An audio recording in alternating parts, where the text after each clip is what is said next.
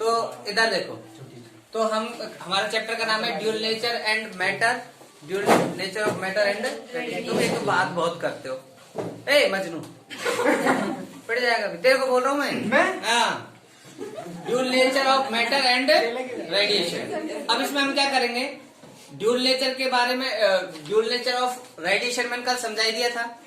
Dual nature of matter बाद में आएगा ना, लास्ट में डी ब्रोगली हाइपोथेसिस, वो बाद की बात है।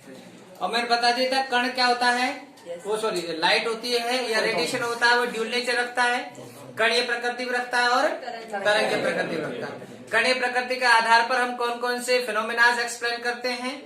कणीय प्रकृति के आधार पर Zeeman effect, Compton effect, black body radiation and photoelectric effect.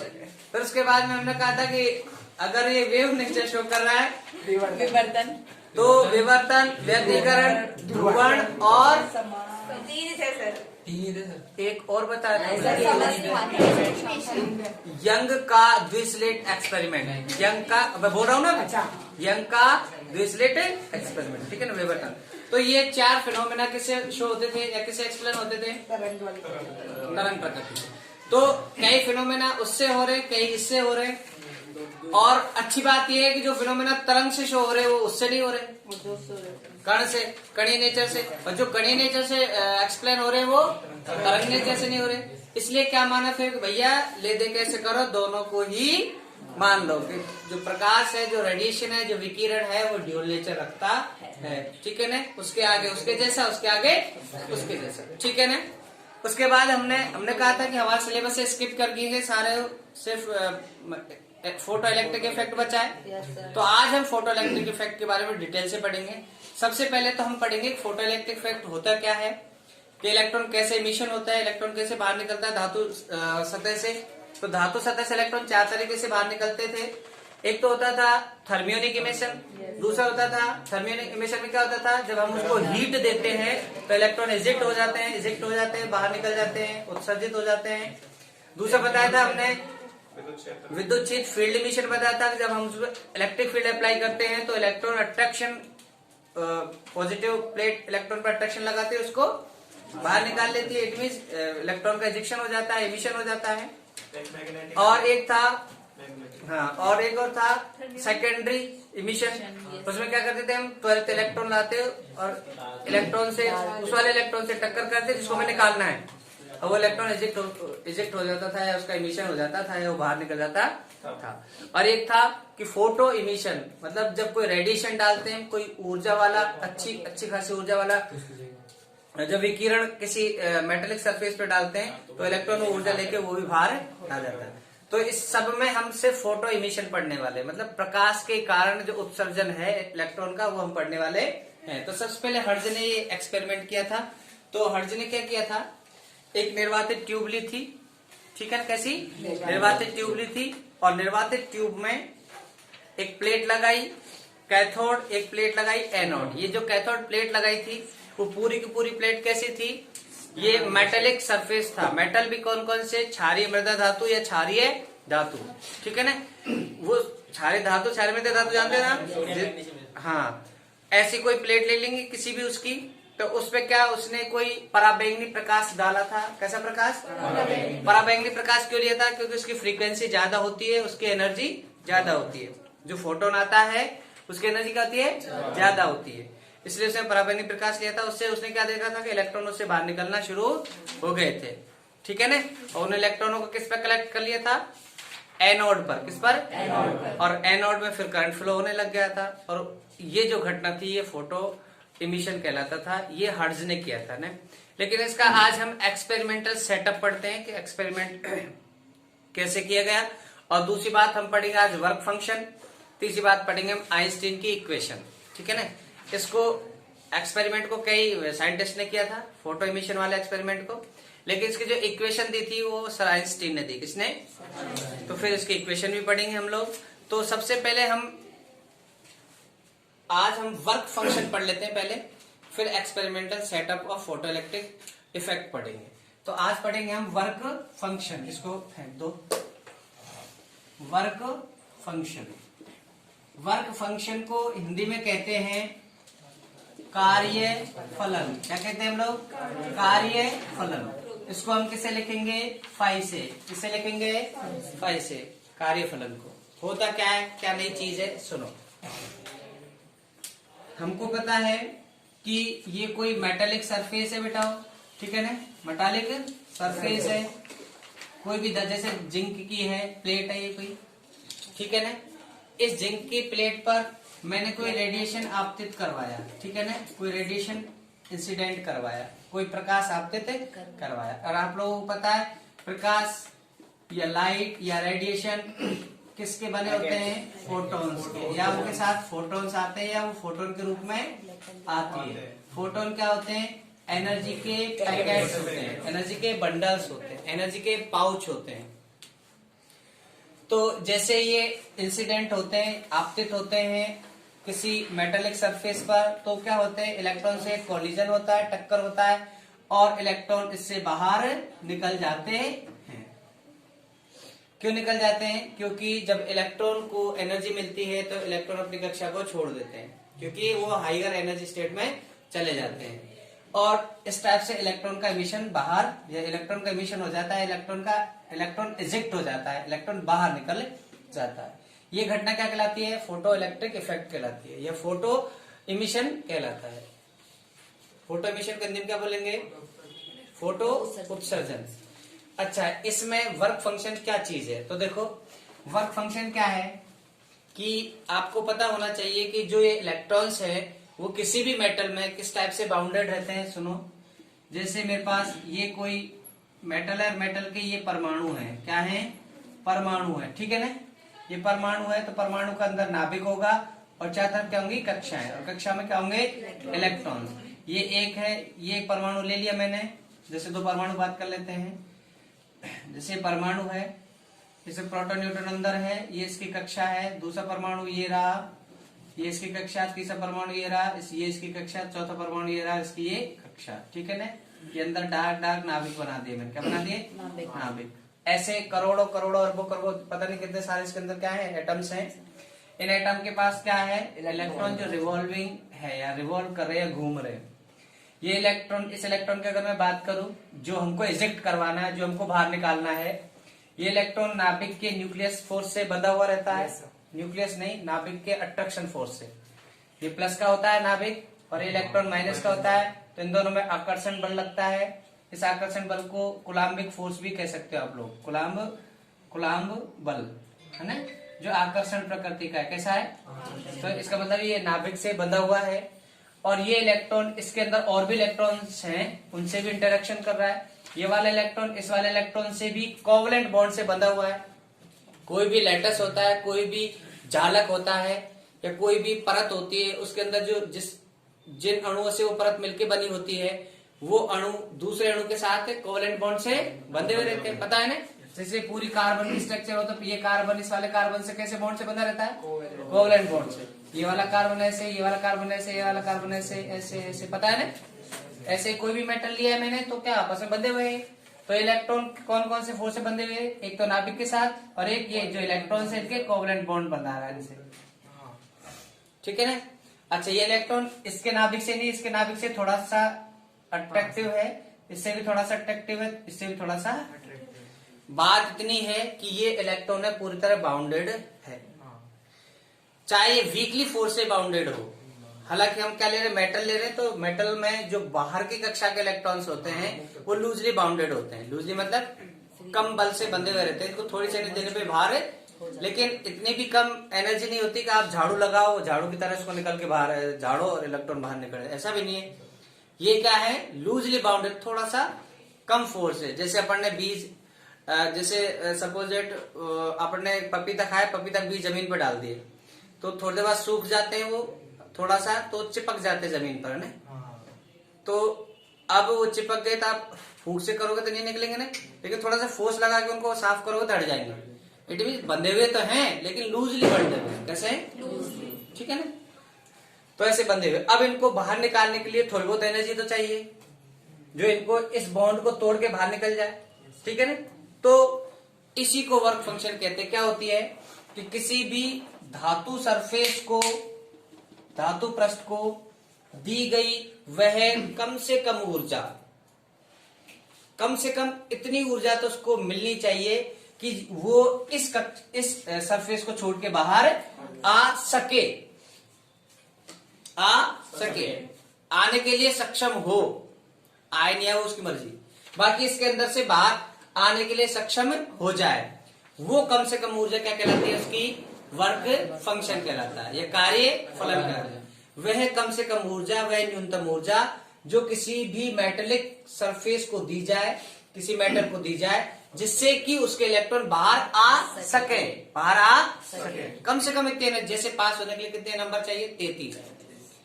कम से कम 33 नंबर तो आए कि वो पास हो सके। ठीक है ना? बात समझ में आ रही है क्या?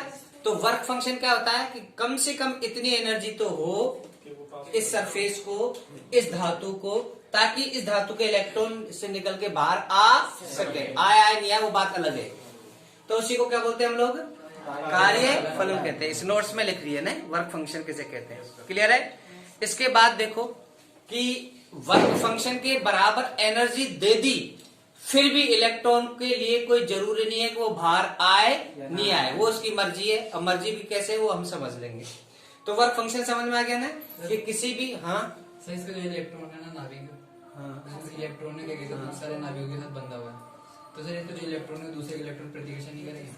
प्रतिकर्षित भी है, अट्रैक्शन भी है, ले दे के अट्रैक्शन ज्यादा है। वो बंधा हुआ है, इसका मतलब क्या है? अट्रैक्शन ज्यादा है। रिपल्सन भी है, तो दूसरे इलेक्ट्रॉन पे रिपल्सन भी लगा रहा है। लेकिन पता है ना, इलेक्ट्रॉन बाहरी कक्षा के इलेक्ट्रॉन दूसरी बाहरी कक्षा के इलेक्ट्रॉन के साथ जुड़ जाता है, बॉन्ड बना लेता है। नहीं समझ में आई? क्या बनाता है? Covalent bond. और वो साझे का बॉन्ड होते हैं। वो प्रतिकर्षित नहीं करते, वो बॉन्ड बनाते, बल्कि स्ट्रक्चर बनाने के लिए। अगर एक परमाणु दूसरे परमाणु को प्रतिकर्षित ही करता रहेगा इलेक्ट्रॉनों की वजह से, तो फिर आप स्ट्रक्चर कैसे बनाओ? किसी पदार्थ को बनाओगे कैसे? फिर एक एक परमाणु घूमता रहे। क्यों? क्योंकि इसके पास उसके इलेक्ट्रॉन है, वो इलेक्ट्रॉन दूसरे परमाणु के इलेक्ट्रॉनों की को प्रतिकर्षित कर, उनके साथ जुड़ना ही नहीं चाह रहे। तो फिर बन सकता है चालक, बन सकता है पदार्थ, बन सकता है यौगिक, कैसे बनेगा? फिर तो इलेक्ट्रॉन घूमते रहा आराम से, एटम घूमते रहा आराम से। ये एक एटम के बाहरी कक्षा के इलेक्ट्रॉन दूसरे एटम के बाहरी कक्षा के इलेक्ट्रॉन के साथ कोवलेंट बॉन्ड बना लेते हैं, क्योंकि स्टेबल होने के लिए उसको 8 इलेक्ट्रॉन चाहिए बाहरी कक्षा में। तो 4 उसके पास है अगर, तो 4 के साथ और जुड़ जाएगा। जब जुड़ के क्या बना लेगा? बॉन्ड बना लेगा और स्ट्रक्चर बना लेगा, पूरे ने जालक बना लेगा, पदार्थ बना लेगा, या लेटस बना लेगा। क्लियर है क्या? अब इस इलेक्ट्रॉन को बाहर निकालने के लिए आपको जो एनर्जी की रिक्वायरमेंट है, कम से कम वह न्यूनतम ऊर्जा कि जिसको पाके इलेक्ट्रॉन बाहर आ सके। अब वो उसकी मर्जी आया नहीं आया, नहीं आएगा, क्यों नहीं आएगा उसका भी बड़ा कारण समझाएंगे आपको। तो कम से कम वो ऊर्जा ताकि वो इलेक्ट्रॉन उसको लेके बाहर आ सके, उसको पाके बाहर आ सके, क्या कहलाएगा? Work function. क्लियर है क्या? बोलो। अब हम पढ़ते हैं कि जो एक्सपेरिमेंट है इसका वो क्या है। अच्छा, वर्क फंक्शन का मान पदार्थ की प्रकृति पर निर्भर करता है। पदार्थ की, अगर आपने ऐसा पदार्थ लिया जिसके बाहरी कक्षा के इलेक्ट्रॉन से नाभिक की दूरी ज्यादा हो, जैसे आप लोग चलते हैं ना हाइड्रोजन हीलियम ऐसे, हेलिना की तरफ से फरियाद, तो अगर लास्ट वाला होगा तो उसका न्यूक्लियस तो ये और उसकी कक्षा बहुत बड़ी होगी ना लास्ट वाले की, आकार बड़ा होगा तो इलेक्ट्रॉन, बाहरी इलेक्ट्रॉन क्या है? कम फोर्स से बंधे हुए रहेंगे, तो इनका वर्क फंक्शन कम होगा, क्योंकि थोड़ी सी एनर्जी से इलेक्ट्रॉन बाहर निकल जाएंगे इसके। और जैसे आप लोग ले रहे हो हाइड्रो, क्या होते हैं? हेलिना, लिथियम है, तो ये न्यूक्लियस है, ठीक है, प्रोटॉन न्यूट्रॉन। और लिथियम कितने होते हैं? 3, तो 2 ही कक्षा होंगी, 2 इलेक्ट्रॉन पहली कक्षा में और 1 इलेक्ट्रॉन बचा हुआ दूसरी कक्षा में, तो ये ज्यादा पास है। तो इसके लिए बाहर इसको इस कक्षा से बाहर निकालने के लिए थोड़ी ज्यादा एनर्जी चाहिए। तो वर्क फंक्शन का मान किस पे डिपेंड करेगा? पदार्थ की प्रकृति पर। अगर पदार्थ की धनायन बनाने की प्रवृत्ति ज्यादा है, धनायन बनाने की प्रवृत्ति का मतलब क्या है? इलेक्ट्रॉन वो इजीली रिमूव कर सके, इजीली डोनेट कर सके, तो उसका वर्क फंक्शन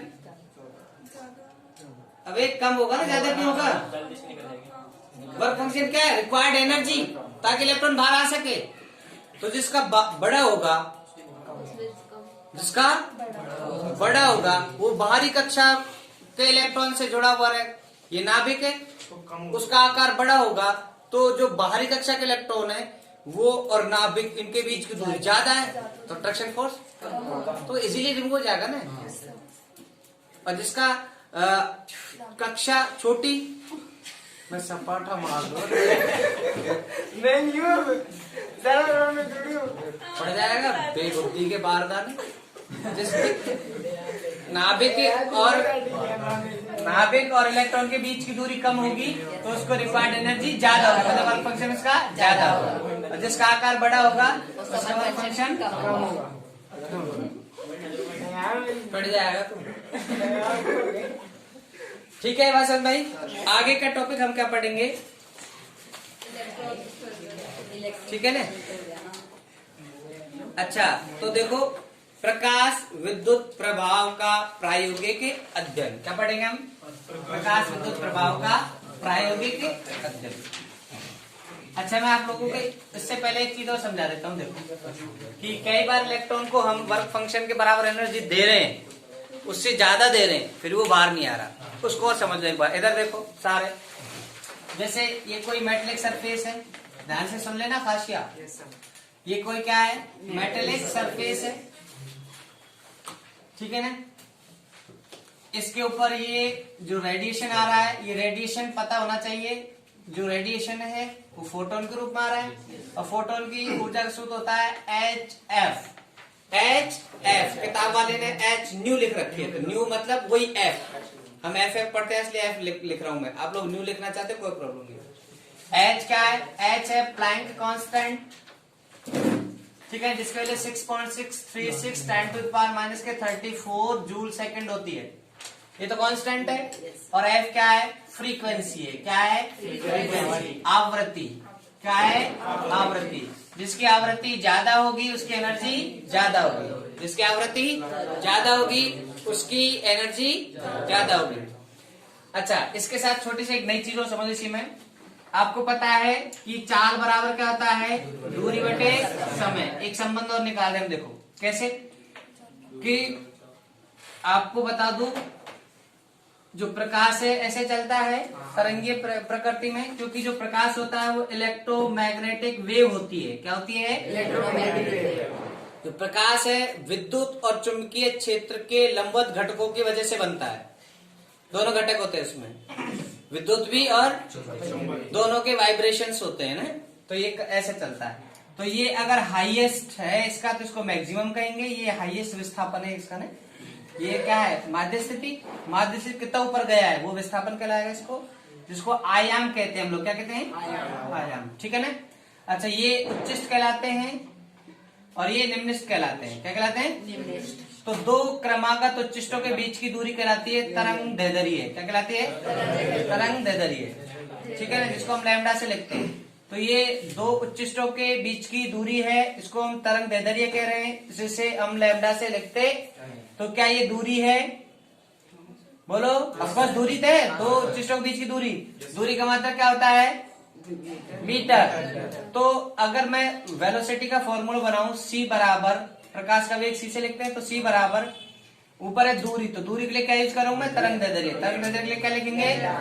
क्योंकि दूरी बटे समय होता है चाल, दूरी क्या है? तरंग दैर्ध्य है।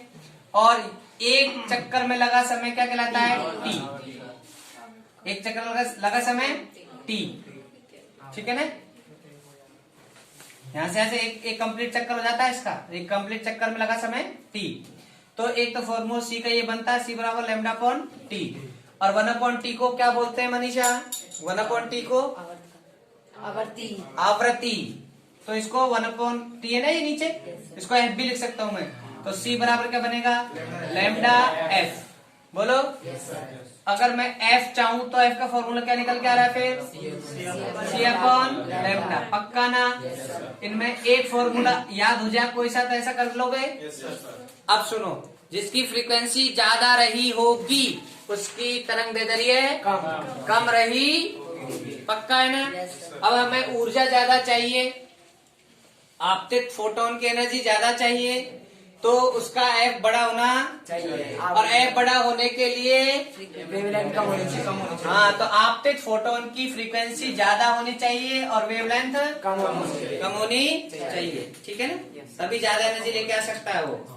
अच्छा, तो ये मिटा दे, कौन समझ में आ गई, ये फॉर्मूला समझ में आ गया, बोलो फॉर्मूला बनाना कैसे होता है। तो C बराबर लैम्डा अपॉन टी, या C बराबर या C बराबर लैम्डा एफ। अगर लैम्डा निकालना हो तो C अपॉन एफ निकालना हो तो C अपॉन लैम्डा, ऐसे कर लेंगे। इसमें नहीं है, मैं बनाना सिखा रहा हूँ, जरूरत पड़ेगी इनकी, लिख लो ना, नोट सामने रखो, लिख लो जो नई चीज है। ये फॉर्मूला लिख लो, लिख लिया, ये वाला लिख लो, लैम्डा बराबर सी, एफ बराबर सी अपॉन लैम्डा लिख लो, एफ बराबर सी अपॉन लैम्डा, ठीक है। अच्छा, अब सुनो सुनो सुनो सुनो, मैं भी आ रहा हूँ,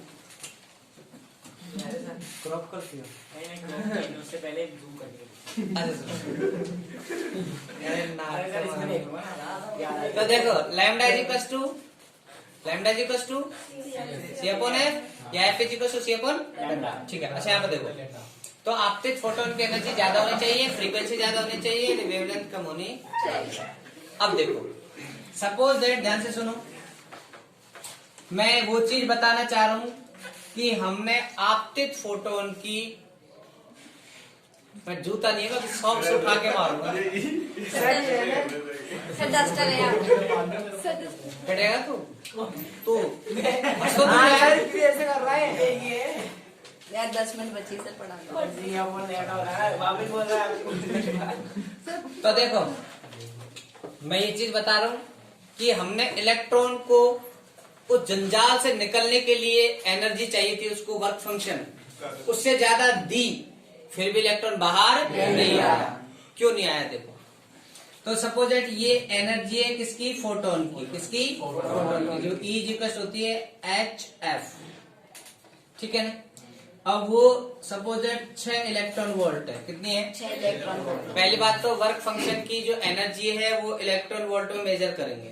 रीजन क्या है कि जो फोटोन है उसकी एनर्जी कम होती है, छोटा मात्रक है, तो छोटे मात्रक के लिए हम इलेक्ट्रॉन वोल्ट यूज करेंगे, एनर्जी का छोटा मात्रक इलेक्ट्रॉन वोल्ट। क्यों, जैसे अगर चींटी है और चींटी का वेट हम मिलीग्राम या माइक्रोग्राम में मेजर करेंगे। अब यूँ कहेंगे, कोई आदमी पूछे चींटी का वजन कितने टन है,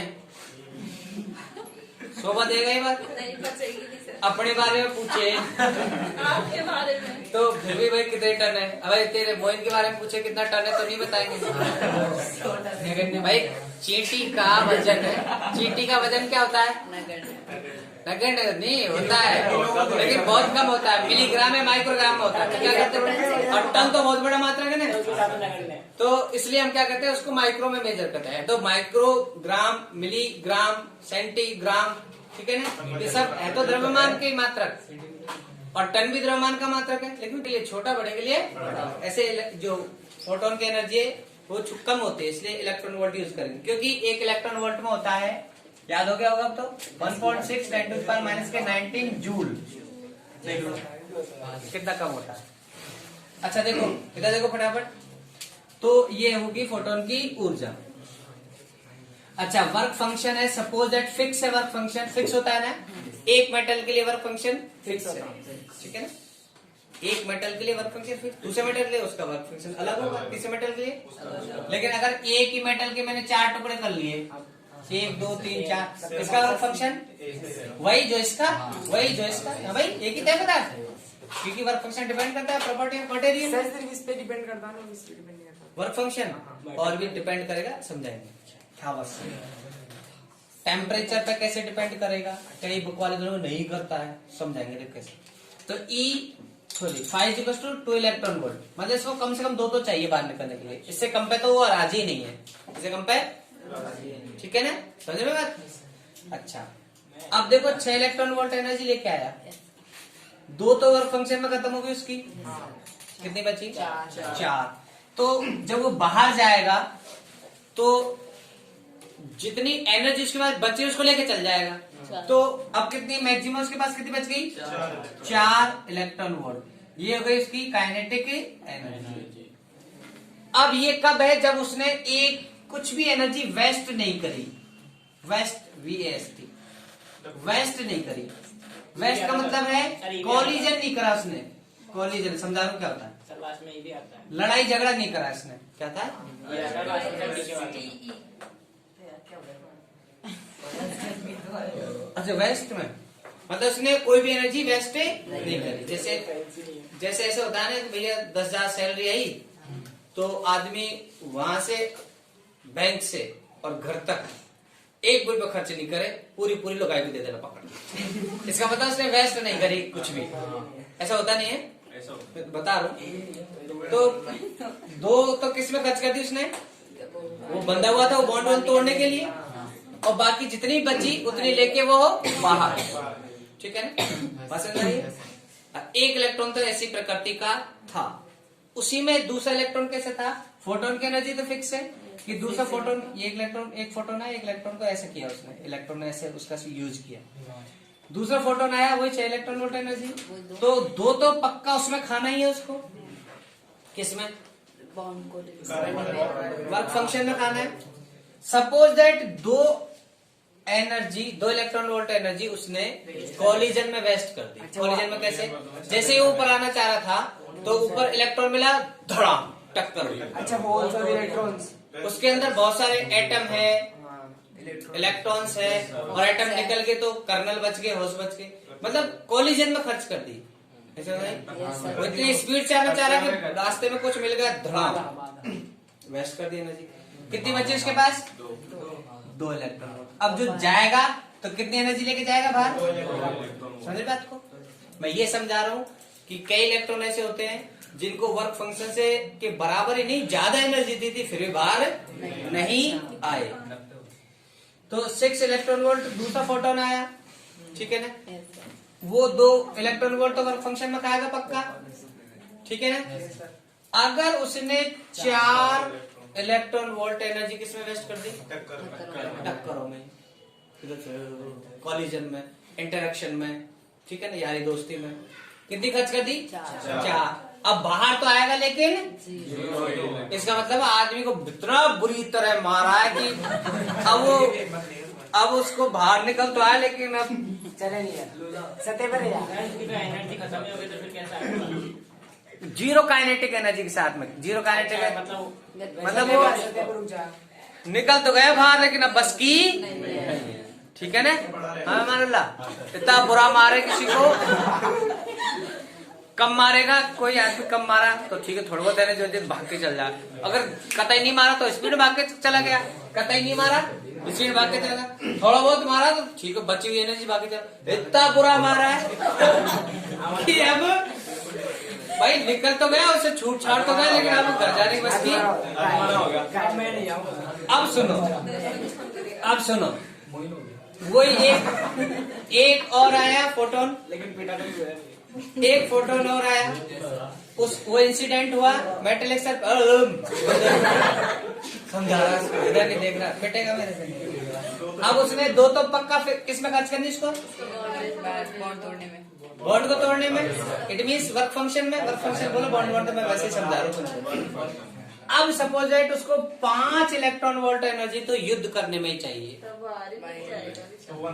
समझ रहे हो? उसकी यारी दोस्ती इतनी उतना लुटना ही है उसको। सैलरी 10,000 मिली है, यारी दोस्ती लुगाई पर फिक्स है, 2,000 देने।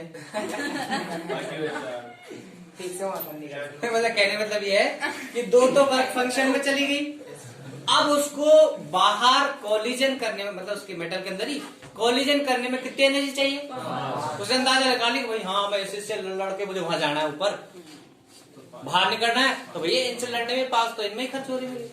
आदमी अंदाजा लगा शादी में, ठीक है तो यार देख 200 रुपए खर्च यहाँ हो जाएंगे, 300 या 400, ठीक है तो अगले को कम से कम 1,000 रुपए तो देने ही चाहिए मुझे। फोन कर लेते हाँ भाई 1,000 देगा क्या?